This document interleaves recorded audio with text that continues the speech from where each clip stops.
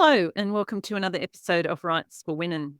It is July 15, Tuesday, July 15, as I'm recording this, and it is quite icy here in the Illawarra on the south coast of New South Wales, mid-south coast of New South Wales. And today I have a great guest. We have Sasha Wasley returning to the podcast. Sasha has been on the pod before when we talked about her release at the time, A Caravan Like a Canary, I believe it was called. But we're back today to talk about a whole lot of other things, including Kickstarter, Substack, writing under a pseudonym. It's going to be a really great chat with Sasha and lots of things to talk about.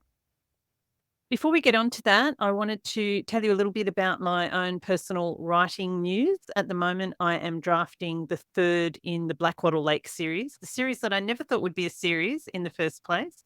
Started off as a standalone, and that was my first book, Blackwattle Lake, released back in 2012. And I always thought at the time that there was more to tell for Eve's story. And last year I wrote a follow-on or a sequel to that, which is also a standalone called Out of the Ashes. That has been released on audio already. And I am currently working on the third and final book in Eve's journey, which is called A Place of Her Own. So I'm really enjoying writing that. I've had a little bit of interruption to that process as I had edits to do on a couple of my print books and my backlist that are coming out soon in new edition. And I'm going to tell you about that in a minute. And I also had the copy edit and proofreading for my Christmas novella, The Christmas Contract, which is coming out with HarperCollins in the Country Farm Christmas Anthology coming out in October. So lots has been happening. I am really excited to announce that my backlist, which is currently pretty much unavailable apart from Cross My Heart and All We Dream, which were both titles that I self-published. But the other books that I trad published between 2012 and 2017 are currently unavailable. I did get the rights back for those books and have been sitting on them and trying to work out what to do. So I'm very excited to announce that I have signed with a publisher called Vinci Books. Vinci are a UK publisher. They were previously known for a little while as Fuse Books. Anybody out there who listens to the self-publishing show, Mark Dawson and James Blatch, may have heard of that company. It's now called Vinci Books, and it's a publishing company that kind of partners with indie authors who want to do the writing but don't really want to do the rest of it. We don't want to do the uploading and the cover design, all organizing all that stuff, mainly the advertising and marketing, which I found to be just not part of my wheelhouse. It just has never been something that I can get my head around. I did it. I found certain things that worked, but it changes all the time and you really have to be up on it. And I take my hat off to indie publishers who are really on top of all that stuff, because there is so much to do and so much to learn and to keep up with on top of the writing.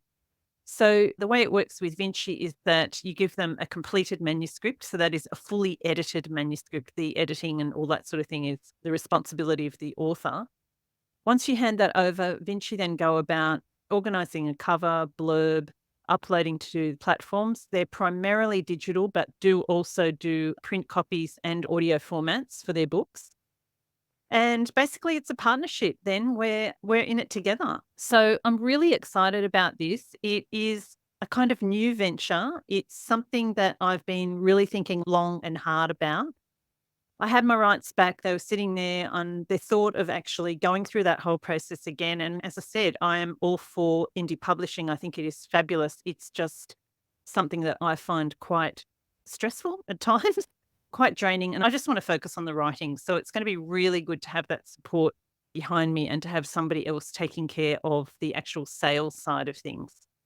That is why I have been editing and doing some tweaks on Out of the Ashes for print, and also Blackwattle Lake, which is going into print close to home, and The Crossroads will be going into print and digital, all those titles again, and also Cross My Heart and All We Dream. Maybe with new covers, we'll see how that goes. We haven't got to that stage of discussions yet, but it's very exciting. And for me, the main thing is just about having the books out there and available for readers again. It's going to be an interesting process, and I'm very excited to see where it goes. If you want to know more about Vinci, you can look them up online. They do have a website. It's Vinci_books, and you can have a look there, and they do accept submissions. So check them out if you're someone like me who is I guess, straddling the indie and trad divide. So that's where I'm at right now. In other news on the Patreon front, thank you so much to everybody who's been signing up for Patreon. Got some fantastic new Patreon family members out there, and they have been receiving my Diary of a Procrastinator posts, which are video posts like vlogs. There's no set sequence of when I send them out. It's just when I have a thought or something about the writing process that I want to share. It started out as a story of my procrastination, but now that I am writing again, it's really about my writing process, any difficulties that I'm having, how I'm overcoming them, things that are coming to me and about the writing process. And I'm just sharing those with the Patreon family. So they're short videos that go out 2 to 3 times a week generally. And there's also the opportunity to ask questions and to comment on the Patreon site, but also to ask questions that I can respond to as part of that vlog. And I'm also sending out links to articles and podcasts that I'm finding really helpful as I go about it. It is probably about the cost of a coffee per month, $5 a month to be part of the Patreon family supporters. There is a lesser option too, if you just want to show your support for the podcast, which I also hugely appreciate. So thank you to all the Patreon supporters, and I hope you're enjoying those diary entries. While we're on the subject of supporting the podcast, thanks to everyone who has been commenting on the recent episodes, which we've had a fabulous response to the reels and posts that Annie, my gorgeous VA, is putting together and putting out there to let everybody know about what's happening on the podcast and to get a little bit of interaction going. So another great way that you can support us is, apart from commenting and loving the posts, of course, is by sharing those posts, saving them perhaps, sharing them, letting other people know, and also, of course, writing reviews of any episodes that you have loved. It's for podcasts, it's the same as Amazon. For books, the more reviews there are, the more ratings, the more visibility a podcast gets. So if you are loving any of the episodes, it would be great if you could pop a review on your favorite podcast platform. And don't forget that you can also watch the episodes. Most of the episodes are also recorded in video and go up on the Rights for Women YouTube channel. So sometimes it's really lovely to see the guests as well as just hear them. I also did want to let people know that I do have a monthly writing group that I run online. It's called the Wildwords Women's Writing Circle. It's a bit of a mouthful. I currently have 5 people in that. It's usually the second Wednesday of each month. Sometimes it has to be changed for various reasons. And each session we do a short writing exercise, which is just a free writing exercise that comes from a prompt that I provide. There's a mini tutorial on a craft topic, and it might be editing, it could be getting emotion into your writing, it could be characterization, structure, any number of things that we love to talk about, and also that members of the group want to find out more about. I also give feedback on a couple of members' work each session, and there's the opportunity to ask questions and to have a general chat about the writing life. So it's 2 hours once a month. I have 3 spots currently available in that group. I only want to keep it to a maximum of 8 so that it is an intimate, friendly group. And I know that my current members would love to have a few more people joining us as well as me. If that's something that you're interested in, have a look on my website at pamelacook.com.au. Check out the Wild Word group there, and all the information is there on how to sign up. On the course front, I will be running my Turn Up the Tension course later in the year. I'm revamping that. I'm also going to be putting a few on-demand courses up. I'm also doing a few face-to-face workshops later in the year. One will be at the Northern Beaches Readers Festival, which I'm really excited to be presenting at and to be running a workshop at in September. One will be at the South Coast Writers Centre in October, and another at Sutherland Library in the same month. And I may also be doing another road trip with my writing buddy Penelope Janu when our Christmas anthology comes out with HarperCollins in October. So lots happening in the second half of the year. I'm going to Romance Writers of Australia conference next month, as usual, catching up with a lot of writing peeps there. Hopefully see some of the listeners there. And in the meantime, a few more episodes to come out before I head to Adelaide for that conference. Let me tell you a little bit about today's guest, Sasha Wasley. Sasha was born and raised in Boorloo, Perth, Western Australia, and holds a PhD in feminist literature. She likes nothing better than exploring the countryside, going on adventures and discovering new sites, and regularly attends regional and city-based literary events. Sasha is an advocate for literacy and creativity and runs writing workshops for children and adults, as well as offering mentoring services. She can't seem to constrain herself when it comes to genre, though. She writes adult fiction. She writes middle grade fiction as Ash Harrier and paranormal young adult novels as S.D. Wasley. Her debut novel was published in 2015, and she currently has over 16 novels published across the various genres. Her most recent book for adults was Snapshots from Home, and she has an upcoming release which she is funding via her Kickstarter platform called Ghostling. And today we're going to be chatting to Sasha about that genre hopping, about writing under a variety of different pen names, and also her recent experiences with Substack and Kickstarter. So grab a cuppa, whatever it is you love to do when you're listening to Rights for Women, pop on your walking shoes and settle in for this chat with Sasha Wasley. Sasha, thank you so much for joining me once again on Rights for Women. I think it was a couple of years ago now when A Caravan Like a Canary came out that we last chatted. Yeah. Oh my God, I can't believe how long ago that was now. It feels like just a couple of months ago. So much for having me again, Pamela. I love your podcast. Oh, thank you. Lovely to have you on. Lots of things to talk about today. But can we start, Sasha, with a little rundown on where you're at with your novel writing? I've explained in the intro to listeners that you write under a few different names. Can you update us on where you're at with all of that at the moment? Yeah, absolutely. So I've tried to narrow it down to 2 different writing names now. I do still have some legacy kind of publications out under my first pen name, which was SD Wasley. But all of my Australian titles for adult are written as Sasha Wasley. And then I've got my kids' books and my young adult, and possibly some kind of moving into some supernatural, paranormal stuff under Ash Harrier.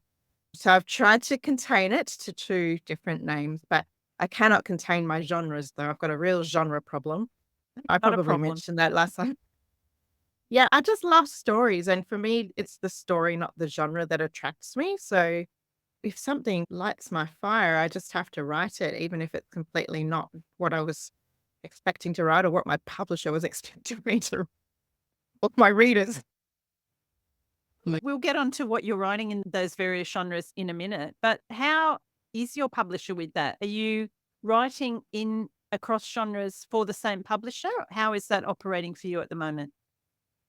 Yes and no. So they've been really cool and really understanding about it. The biggest shift was probably the shift from contemporary to historical, which I made last year with Snapshots from Home. Before that, I had written 3 Australian contemporary romances with Penguin, and then 2, again, similar kind of contemporary romances, but more leaning towards the women's fiction genre, which so less focused on the romance. The romance a delightful sideline rather than the guts of the book. And then I went, okay, I've really got this amazing historical topic that I want to write about. And they were just really cool with it. They said, yeah, okay, we don't think that's too far away from what you've been writing before.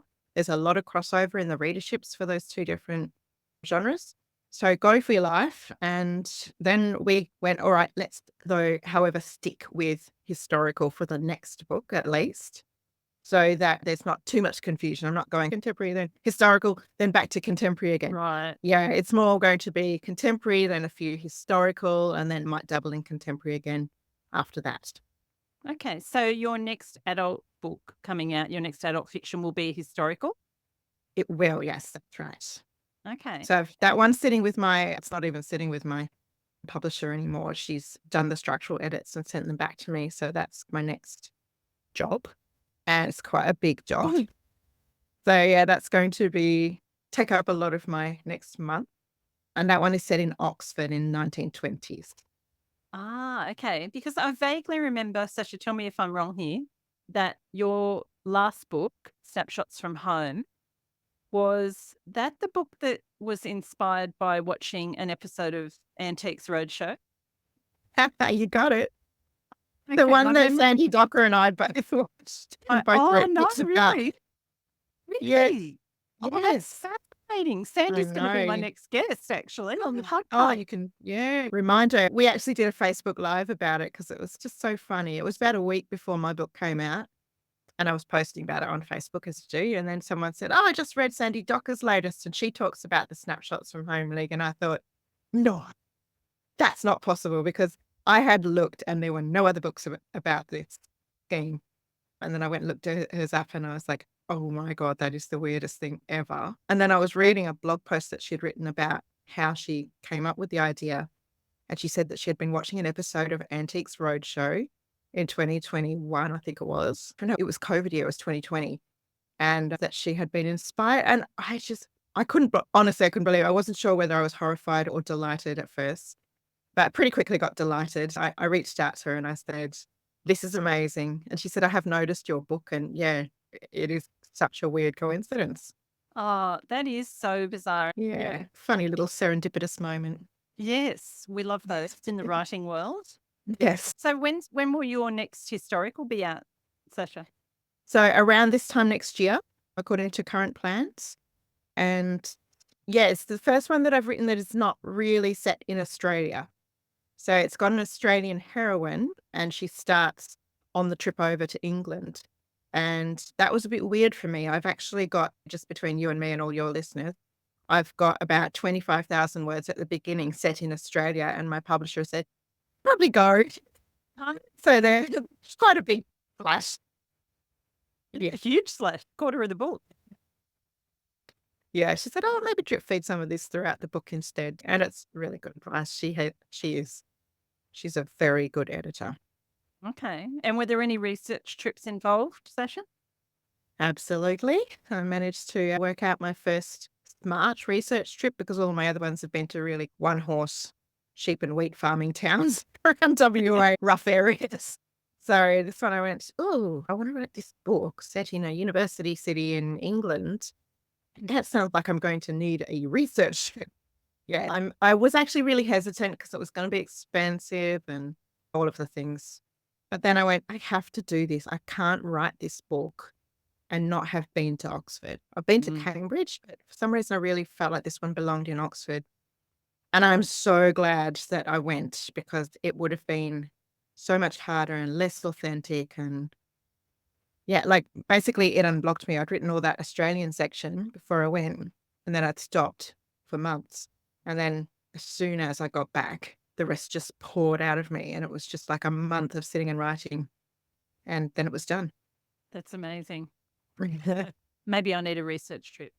Yeah, I think you do. It's a really good reset. So as your first kind of non-Australian based book, or at least in your adult fiction stories, are you able to talk about the inspiration for this one? I know it's still a way off till we get to read it, but what was the inspo for it?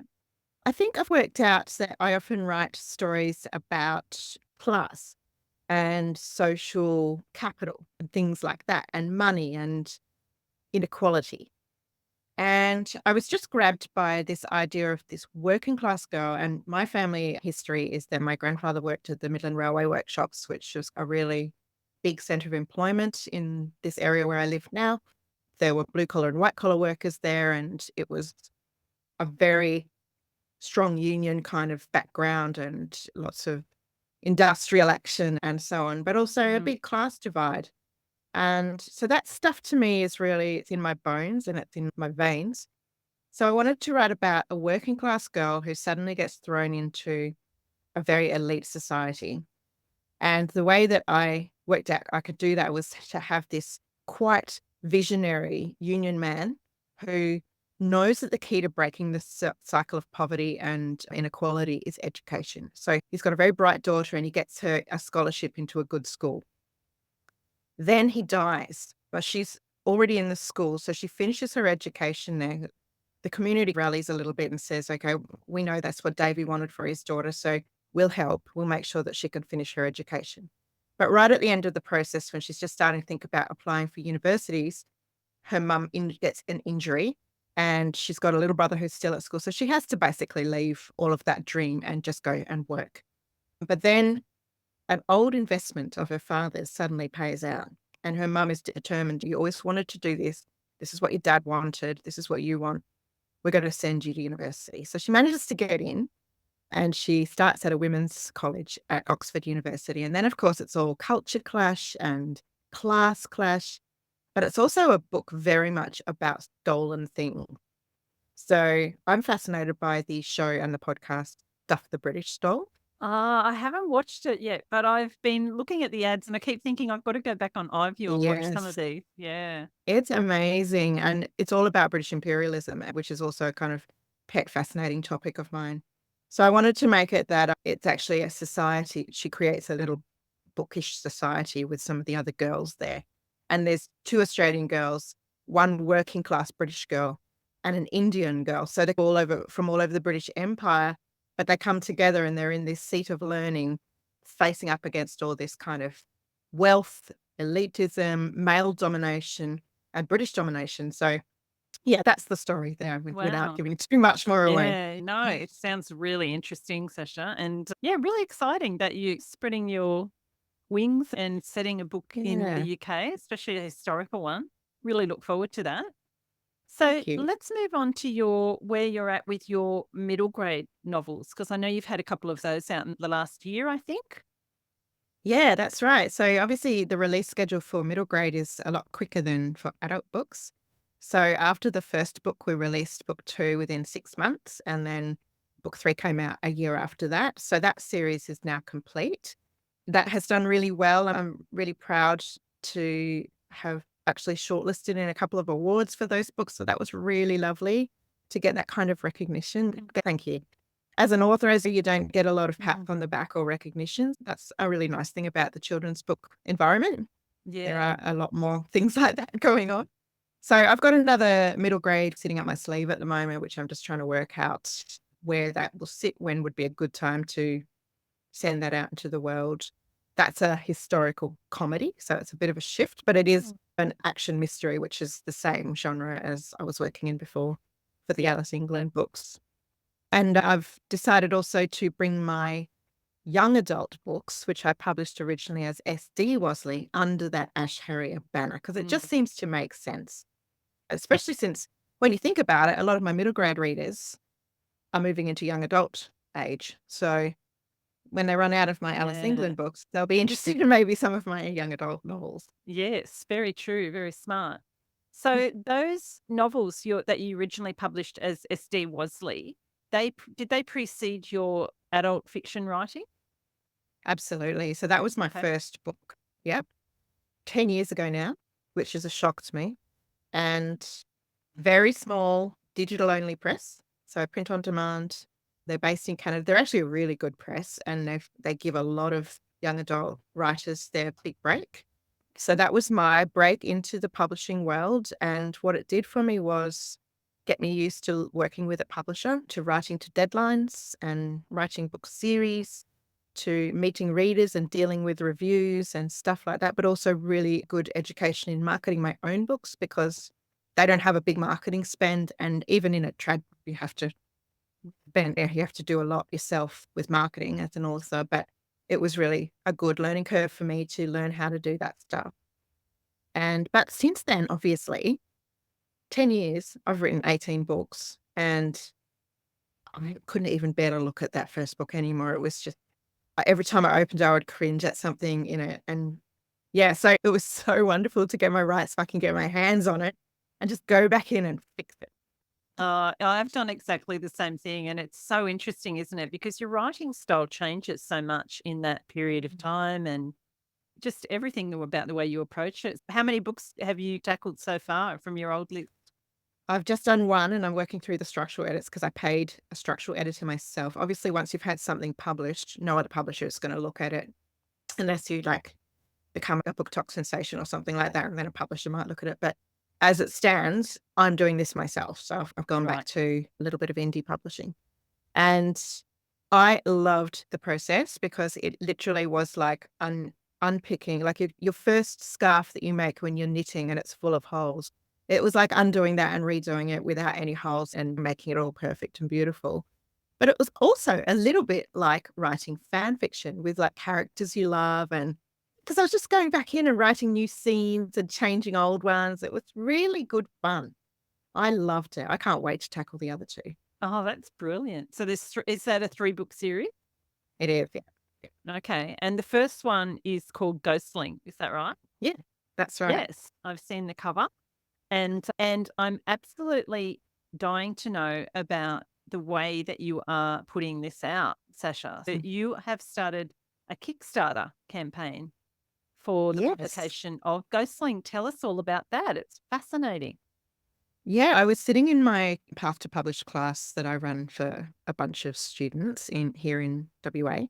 And I was telling them how I was getting the rights back to my first books, and I was thinking about rewriting and republishing them, but it was going to be expensive because I needed to use a structural editor. And one of them piped up and said, "Why don't you do a Kickstarter?" And I was like, "What the hell's a Kickstarter?"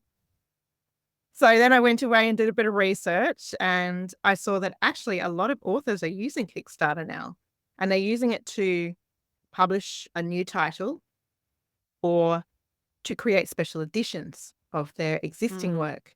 Mostly indie authors, but some actually like traditionally published authors like Brandon Sanderson, for example, who's Yep. huge in fantasy.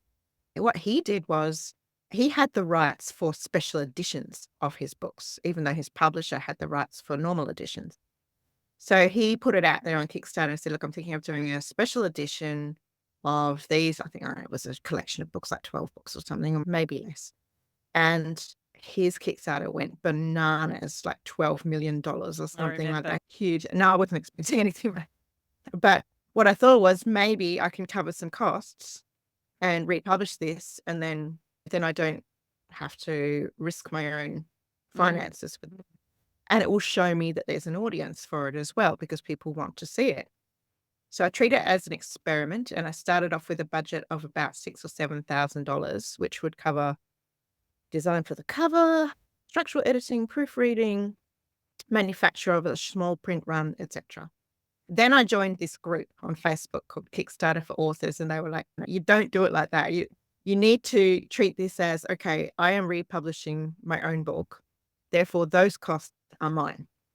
I need to pay for those things. What I'm doing here is releasing an early edition and getting people to support that. And basically, they're book shopping. So they're going on saying, I'll pledge $30 for a copy of the softcover, or I'll pledge $60 for a copy of the hardcover. And then basically those things are ordered print on demand through places like BookVault or Ingram Spark that do those kind of special fancy editions, print on demand. And any profit then that kind of comes in over and above what people order can go towards recouping some of the costs that I will spend. Yeah. Right. Because if you go in with a $6,000 goal, you're much less likely to hit it. And then that doesn't Right. look good for you. Yeah. So I went, Yeah. okay, that makes sense. It was really hard to change my mind about that. It took me a few days of thinking about it and going, maybe I shouldn't have been doing this. Then I sat down and did some numbers, and I went, I'm going to try that. I'm going to take the advice of these people who have done lots. So I dropped the goal to 1,355, which is just under $1,000 US. And it did great. Within 6 hours, it had hit that funding.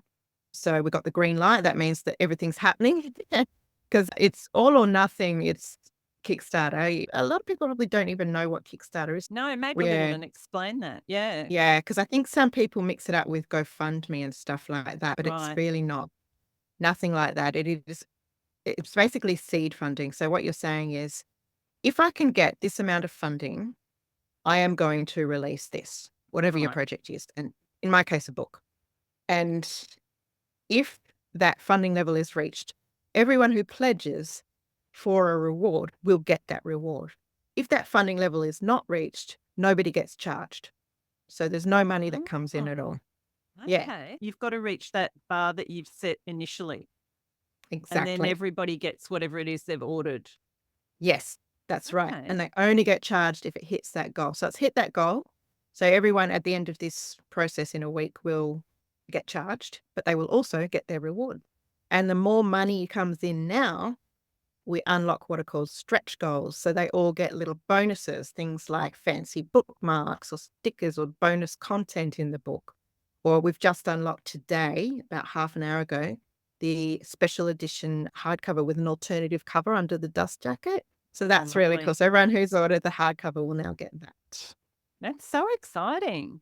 Wow. Yeah. That's so innovative. I just think it's fascinating. So basically, you set that bar, say 1,300 or whatever it is, then Yes. people pledge. So when they're pledging, say, what would be a rough amount that people are pledging? Is it the cost of a book? Yeah, so it's the cost of a book with a little bit built in to cover me for things like postage costs Mm. and stuff like that. I kept my postage costs really low, about $5 per item, but the actual is more like if you're sending overseas, 20. So I built in a buffer zone to try and cover the shipping Right. and just a tiny little bit of extra in case because you Yeah. just never know. And I think I actually did underestimate the weight of my book. So I'm really relieved I built in that little bit extra. But now we're getting to the point where I actually am starting to recoup some of those production costs, which is amazing. And obviously, everyone's also accessing the extra goodies that they get when we unlock things.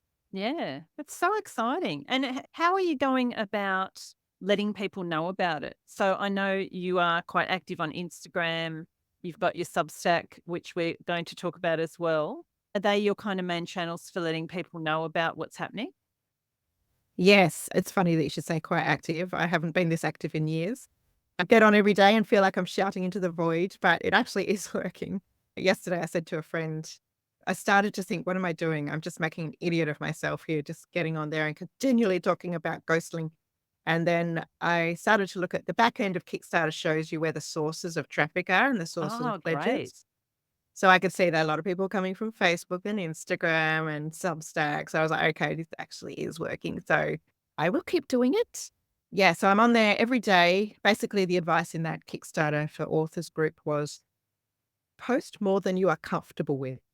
Yeah. So I'm on there at least once a day, but more likely twice or even 3 times a day, putting a new post up, sharing the content of the book to get people excited about ghostling itself, but also talking about the Kickstarter process so that they can see we are kicking goals and unlocking new things and they're getting extra goodies and but also just trying to get people's head around Kickstarter because a lot of Yeah. people don't know what it is. So the people who come from Kickstarter, and there are quite a lot, they browse and they buy books on Kickstarter. They treat it as a book shopping site, which Oh, is really okay. cool.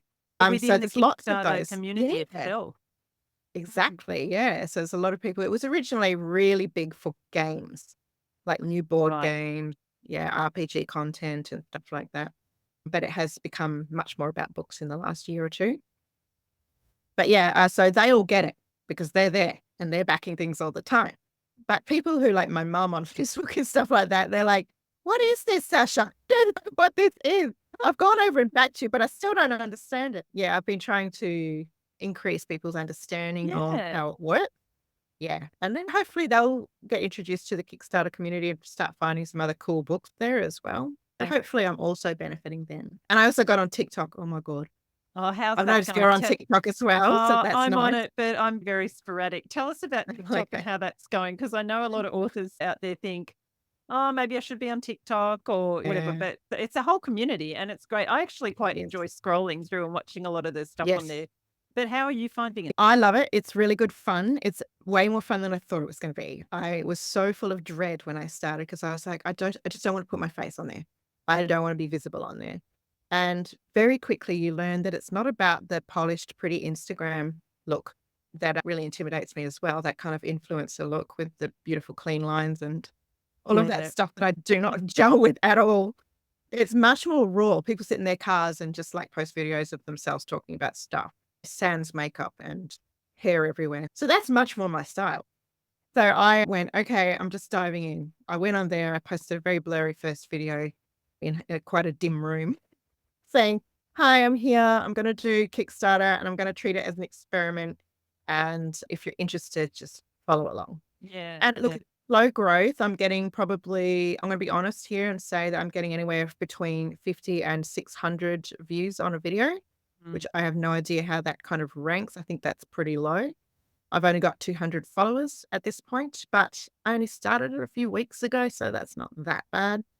And I'm treating it more like I am learning here. I am seeing who Yeah. my readers are because Yeah. a lot of those younger readers are on there and I need to learn that demographic a bit better and get my head around. Well, that's right, because it is that demographic of people that you're trying to reach, isn't it, for your book? It's a YA book, paranormal. Yeah. There's a lot of paranormal kind and fantasy readers on TikTok. It's probably really a great place for you to be. Yeah, that's it. So I'm just treating it as a learning journey.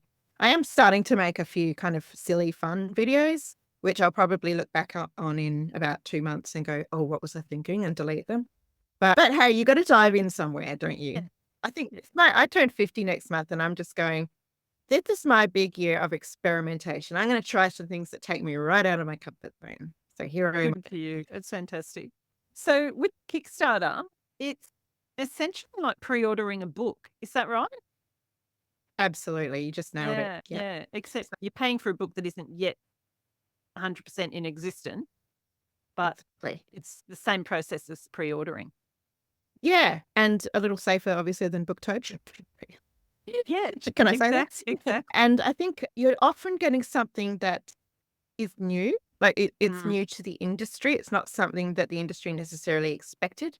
So I think people are attracted to it in that they can find and lift up new voices in the writing community and just discover new books in the genres that they love. It is a bit like Book Talk in terms of discoverability mm. and recommendation. So Kickstarter does recommend projects to people based on what they've backed before. So that's quite nice Okay. as well. The algorithm Yeah. kind of works in your favor. Yeah. Oh, no, I think it's really interesting. And I think it's another way of people looking at how they might get their books out there, isn't it? And I love, Sasha, that you have published across a lot of different platforms now. You mentioned the small Canadian publisher that you started with. You've been with a big Trad 5 publisher. You've Yeah. done self-publishing. You're with Pantera, and now you're Yeah. doing your Kickstarter. I love that you are prepared to jump in there and have a go. And I think that probably what a lot of maybe authors listening out there, it's something to keep in mind that there's not just Yeah. one way to get your book out there. There's a whole range of different ways we can get published and reach readers, isn't there? Absolutely. That's what you just said is really wise. And I think, and it's also made me feel quite good because I think sometimes I feel like I'm just spitting into the wind or whatever they call it, throwing things around, just trying to make, my writing career take off. But actually, it's not like that. That I know I love writing and I want to be a published author. There are multiple ways to do that. And I'm trying a range of them and seeing what works or whether I can make all of them work for me. Mm. And at the moment, am really happy being hybrid. So I love my publisher, Pantera. I want to keep publishing Australian adult titles with them. And I also love that I'm self-publishing again, especially now that I know a bit more about being a published author. And yeah, I feel like I can do it better this time. And I know a bit more about identifying readerships and writing to that readership and all of that. So yeah, I think hopefully I can make it work with multiple things without losing goodwill in the publishing community. I did run this by my publisher first that I want to do this. How do you feel about it? And they were supportive. They said, as Mm. long as it's not crossing over into the zone where we're going to be marketing next year's book, Yeah. we absolutely understand why you would want to do this. So that Yeah. was really cool of them. I'm very lucky. That's so good. And I guess it helps that you are writing under a different name in that Yeah. other genre, in the paranormal YA. Yeah. Yeah. Yeah. So And I am crossing the streams at the moment, just while the Kickstarter's on. yeah. That will shift. Once the book is actually coming out in the public realm, I'll be talking as Ash Harrier about those books then, not Sasha Right. Wasley. So you're cutting back from 3 down to the 2 pen names now. Do you find it difficult, or is there any conflict in marketing those two and being on social media and having different personas? How do you manage that aspect of it? Yeah, normally when I'm not doing a Kickstarter, I do try and keep them quite separate and only really on release day would I cross over just to say, for example, hi readers, because I've got a bigger readership on my Sasha Wasley or a bigger following. So I'll pop over there and say, hey, I'm also Ash Harrier and look, I've got a children's book out. So if your children like these kind of books, please would love your support. But other than that, I don't cross over very much. I think the only thing that I have found a little bit more challenging is appearances because people don't know that I'm both or they find out on the night or they don't realize that I can also do, say, kids workshops as well as adult workshops. And yeah, so it's having to re-educate the public, a particular part of the public, which is that amazing librarian community and writing community without confusing people. Yeah, yeah, yeah. And do Mm. you find you have a lot of opportunities as a middle grade author for teaching workshops? Do you find that there's more opportunity there, or is it about the same? No, it is. It's doubled what I was doing before, especially at certain times of the year, because you got like book week and things like Yeah. that. So book week is absolutely strap for me. One nice thing is that I can go to library talks now as Sasha and say to the library staff there, hey, I'm also Ash Harrier. So if you were hoping to do any kind of kids programs in the school holidays and you wanted a creative writer to come in, I'm available. And I used to do that when I was first published in Australia. I used to email libraries and say, hi, I'm Sasha, and would you like me to come to your library and talk about my book? And I never used to get a reply. But now that I've got a bit more friendships in the community of Mm. librarians and all of that, I can email as Sasha and say, hey, did you know I'm also Ash Harrier? And I've got these books out. And if you're interested in me coming to do a creative writing workshop with kids, I'm free during the holidays and all that. And they reply and they say, oh, wow, that's Really? awesome. Can we book you? Yeah. So that's been really good as well, because I'm all Yeah, about diversifying the income streams to make a sustainable. definitely. So there's a bit of cross fertilization there between the two pseudonyms, if you like. Yeah. So they're good and bad. Yeah. Because Yeah, it can be to manage the two identities yeah, and manage deadlines and getting books written and stuff like that. But yeah, the upside is that you can cross pollinate a little bit. yeah. Lovely. Of course, the other thing that we mentioned a little bit, and another way you're getting the word out, is through your Substack community. Yeah. Something that I have been thinking about for a while, and I do follow a few writers like yourself, and Holly Ringland's now on Substack, Yeah. Natasha Lester, Emma Gannon, Yeah. who is I think she's a UK author who I follow on there. Yeah. It's a great writing community, but I think there's a little bit of, I don't know, confusion maybe about exactly what Substack is. Can we start there with exactly what Substack is? Because I'm so sure that you looked into it before you took the leap. Yeah. Yeah, I noticed a couple of other people on it, like Monique Mulligan and I think Natasha Lester as well. Mm. And I thought, what is this Substack thing? So I went and had a look and I discovered that it's basically a blogging platform. But here's the difference. When you write a post, at the end of it, it's a little bit like the old RSS feeds. Your post is delivered via email to your subscribers. And here's the other difference. You can have paywalled posts. So you can have paid subscribers. So I think that's probably the two key things that attracted me to Substack, because I have got a growing following for my Path to Publish program. And I had been looking for ways to deliver that more widely than Perth, because most of my classes are on in person. So I thought, okay, this could work really well because I have got a whole lot of workshop content that I could repurpose as newsletter content. Mm. And then I can have the free level and the paid level for people who want to learn how to be an author. Yeah. So I do that now. I have a weekly newsletter that goes out, which is literally just my book recommendations, what I've been up to, a little bit of news about my stuff, things that I've read, watched, listened to, found, just cool stuff. And then I've got another weekly post that goes out on Wednesdays, and that is my Path to Publish stuff, which is look at what weird things are going on in this weird world of publishing, or how to pitch your books, some craft stuff, so character development, getting unstuck, all the kind of stuff Yeah. that authors need. And I've got a growing paid subscription base there, which is amazing because that's another income stream for me. But you do have to commit to it. So I don't think you Yeah. can just hop on and go, oh yeah, I'm going to do this and then I'm going to make a squillion, because you won't. It's very slow growth. I've missed that first boat where people like Emma Gannon got thousands of subscribers and she's Yeah. earning six figures from her Substack. I got in a bit late for that. And also I didn't have, I guess, the following that she had on Instagram that she brought over.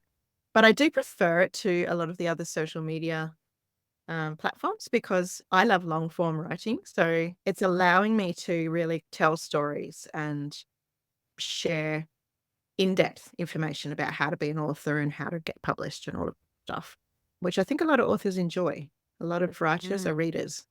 Mm. Yeah. So it's a good space to meet other writers and readers. Yeah. And Is Substack specifically for writers or for I think that was creators? how they started it. Yeah. But there's Right. all kinds. I was going to say Stephen Fry, but he's also a writer, isn't he? You've got some really huge names on there, people who aren't known for their writing. And they've also now implemented podcast capability and video capability, and you can do that native in the app. So you can go in and create podcasts from scratch in Substack and then have paywalled sections of your podcast and paywalled video content and stuff like that. So it's not just writing anymore. They've got multiple different types. One of my favorite ones that I follow is a queer retelling of Sherlock Holmes, and she just does cartoons. And it's great. She doesn't, I think she probably will monetize it at some point once we're all addicted, which I am.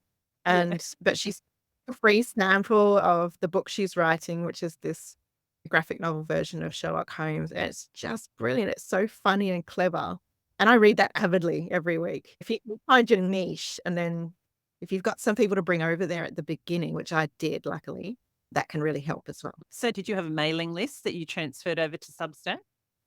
Yeah, absolutely. So I had a MailerLite, which for a while there, back in my kind of early indie days, I was growing using all those little networks that you use as an indie author, where you get subscribers in return for free book, stuff like that, or you join promotions. So I had actually a few thousand subscribers sitting there, but I wanted to only bring the ones over who actually wanted to be there. So I eliminated any who hadn't opened anything from me ever. And I eliminated a bunch others as well that had lost interest. And then I brought over about probably 1,200, and then about 300 of those were bouncing and defunct. So I've now got just under 1,000 subscribers, or I might even have just over 1,000 now. And then a small portion of that are paid subscribers. So what do you think would encourage someone or get them to make the decision to go from a free subscriber to a paid subscriber? What do you think it is that would encourage that? In my experience, it's often new people. So people who spot my posts on Instagram and follow the link tree and go back to Substack and want to read that article. So they will then sign up for a free sample, because you can get one post free. So once you sign up, you get your one post free, and then they usually tend to make the decision to stay after that. So they obviously feel like they've got value out of what it was they read. So they get there, they read the first, I usually leave 2 paragraphs available for anyone to see, and then I put the paywall in, which is just literally a click of a button. And then if they want to keep reading that post, they have to subscribe properly to do that. Yeah. So I think they're seeing it other places. Some of them are coming from the Substack website itself. Right. So they're browsing other people's. I tend to get quite a few from recommendations of friends. So Sarah Foster has a really good Substack as well. Yeah. And she's got my Substack as a recommendation on her. So people have spotted that, gone over to have a look, and then gone, oh yeah, this looks like good value for me, and signed up that way. And there's no one answer to that question, because if I knew, then I'd have 1,000 paid subscribers and I wouldn't have to worry about anything else. Wouldn't we all?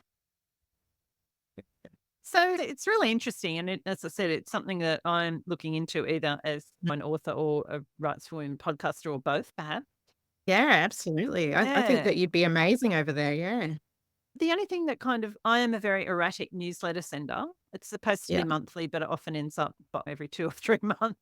So I guess for me, the time factor in putting something out like once a week and being really consistent with it is a little bit of a concern. But how do you find managing, I guess, that along with all the other different demands that you've got with your writing time and marketing and Kickstarter and everything else? Yeah. I think one of the best things about it is that it actually turned me into a regular newsletter writer, because I wasn't either.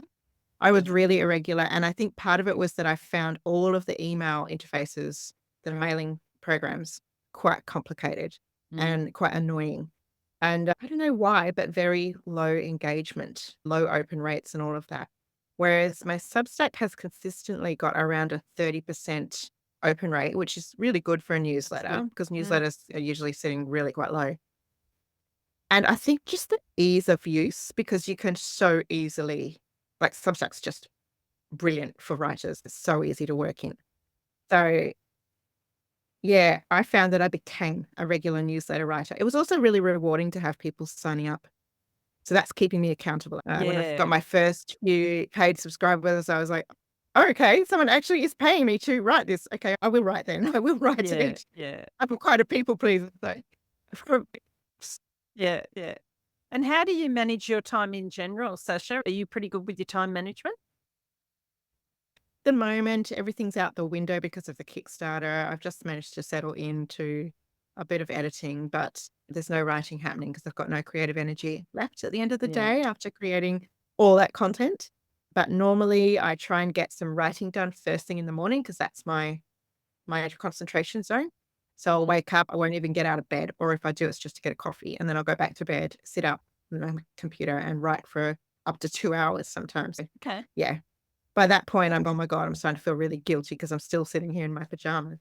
This morning, I've started writing. I just did a little post about it actually on Instagram. I've started writing on my iPad using Yes. Scrivener, and I'm just Oh, finding it really easy because nice. my laptop's quite, it's not huge, but you got to Yeah. carry it around, whatever. And I just find having the writing in a separate place to where I'm doing everything else Oh, is actually motivating me more. I feel like with my iPad, it's so light and portable. I can just even sit down for 10 minutes, and not to say that I yes. couldn't do that on my laptop. It's just a mental thing. But Yeah. yeah, I was in bed this morning typing on it in my pajamas for a while, and it was Yeah. fabulous. I think that's part of it for me too, because I got a new Chromebook last year, which is really lightweight, long battery life. So it just sits next to my bed and I just pick it up and start working on it. Yeah. And as opposed to having to always lug my big old laptop around and plug it in everywhere because the battery life is terrible. And yeah. So yeah, I think you're right. That just Yeah. having the right device helps as well. Yeah. Yeah. Yeah. So that's my kind of high concentration focus zone in the morning. So I get my writing done then because that's when I need my brain working. And then I try and do all the marketing and the other bits and pieces after that when I'm Mm. a bit more scattered. Yeah. Yeah. And you've got your teaching work and things to Yeah. slot in there as So, well. and because most writers are slightly introverted, and I'm definitely in that category, so it takes a lot of psychological energy for me to run a class. And don't get me wrong, I love it while I'm there, but afterwards I Yeah. do crash. So I know that if I've got a class in the morning, I'm probably not going to get anything done for the rest of the day. So I focus Yeah. on cooking a nice meal or getting the washing done or something. But if it's in the afternoon, the class, I can generally get some work done before I go. Great idea to use those energy levels to actually help you Yeah. organize your time. Yeah. We've chatted about so many things. It's great. We have. And I think that we touched on a couple of these things earlier, but what would you say to authors out there who have been writing for a while now? Maybe they've submitted to trad publishers, they haven't had any luck. They still really want to try and get their work out there. Well, what kind of advice would you give them about the next steps and what to Yeah. do to keep going? Because it can be quite Yeah. discouraging if you're getting rejections and you've been doing it for a while. And Yeah. what do you think would be some advice you could provide? Well, understand that rejection is actually part of the job and they won't stop even after you get published. You will still be getting rejections from your publisher, from reviewers, from residencies that you apply for, lots of different places. It's not an industry where you can have thin skin or be discouraged by a certain number of rejections. So there's that. But having said that, for me, I was not a good enough writer when I was pitching my first books. And I realize that now, 10 years in, with a lot more books under my belt, that I'm getting better. I'm still getting better with every book I write, and that will probably never stop. So with your first book, it might be great and you might just be not yet have found the right publisher, or it might need an overhaul, but you won't know that until you keep writing something else. So you actually need to keep subbing that one around, but be working on something else while you're doing it, because the next book might be the one that gets the deal. And then at that point, you can then say, I've got this other one to your publisher, and they might go, okay, we want that too. Or they might say, that needs more work, but we'll think about that one. Because often that first one you've written that you're subbing around and you think is amazing is not quite there because, and it might not even be anything to do with your writing. It might be that you don't quite understand the market, or Yeah. that you don't really know who the book's for, or that the genre is too mixed up, which all mistakes I've made and Yeah. continue to make. But I think, yeah, just write something else while you're subbing that other one around so that you need as many irons in the fire as possible. Yes, great advice. And someone who has previously self-published and who is going down that path again, what would you say to people who are considering self-publishing their work? Yeah, work out where your book sits in the market and don't fool yourself. If you're hoping that it's a bit like this, but you know in your heart that it's not really a bit like this other book, don't try and market it to those readers because Mm. that will help you market your book. And go for it. If you think that there might be a market for your book and you've had absolutely no joy anywhere else, they'll be disappointed. So you need to really find out some comp titles, some comparable titles. Or you're a control freak and you just want to do this all yourself. Absolutely go for it. Just try it and see. You don't have to spend a lot of money. In fact, I would thoroughly advise you not to spend a lot of money, especially on the first one. And just jump in with both feet. See how it's working for you. I did all that before I got my Big 5 deal. So I had tried it and I had decided that I didn't like it. It wasn't working for me. I now look back and can understand a bit more why. So yeah, it doesn't mean that you're not going to become traditionally published. It just means that for now you're going to try an indie publishing process. And that's okay. Yeah, they're not mutually exclusive, are they? Yeah, exactly. Possible And even surprise. some huge traditionally published authors now are republishing their work themselves because they know they can get a much bigger share of the financial pie, like much bigger, if now that they've got a readership. And we've got some indie authors who get tempted over to the traditional publishing world, probably by a much better deal than most of us are getting. But yeah, they are. It does cross over, and that's okay as well. Colleen Hoover. Yeah, I bet she's And got a others. good perspective. Yeah. Sure. The last question that I love to ask my guest, Sasha, is, and we have touched on this, but just to clarify, what would you say is at the heart of your writing? Oh, I think it must be, this is going to sound really dry, but issues of social justice. But it's not dry, I promise. It's about working out what's fair and what people deserve, and I guess giving people who deserve it joy. That's something that I'm almost like a god in that way. I can give people who have suffered from pain and inequality or grief some happiness. I love that, through the stories, yeah. And readers can empathize with that and be taken along on that journey. I love it. Yeah. It's been so lovely chatting to you again, Sasha. And I'm really been fascinated to hear about your Kickstarter and your Substack and everything. So all the best with them. I'll put the links in the show notes for your Kickstarter. And where can people find you online and on Instagram and stuff if they want to connect with you? Yeah, so if they just search for me on Google as Sasha Wasley or as Ash Harrier, all of those links should pop up. I've got websites for both. I've got Insta. I'm on TikTok as Ash Harrier, and I'm on Facebook and all the places. And my Substack is called The Book Path. The Book Path. Okay. Check it out, everyone. All right, Sash, all the best. We'll follow along and see what happens with Ghostling. Thank you so much, Pam. It's lovely being here. Thanks for listening to Rights for Women. I hope you've enjoyed my chat with this week's guest. If you did, I'd love it if you could add a quick rating or review wherever you get your podcasts so others can more easily find the episodes. Don't forget to check out the Backlist on the Rights for Women website. So much great writing advice in the library there. And you can also find the transcript of today's chat on the website too. You can find details on the website on how to support the podcast through Patreon, and you can connect with me through the website at rightsforwomen.com, on Instagram and Twitter at W4W Podcast, the Facebook page Rights for Women, or find me and my writing at pamelacook.com.au. Thanks for listening, have a great week, and remember, every word you write, you're one word closer to typing the end.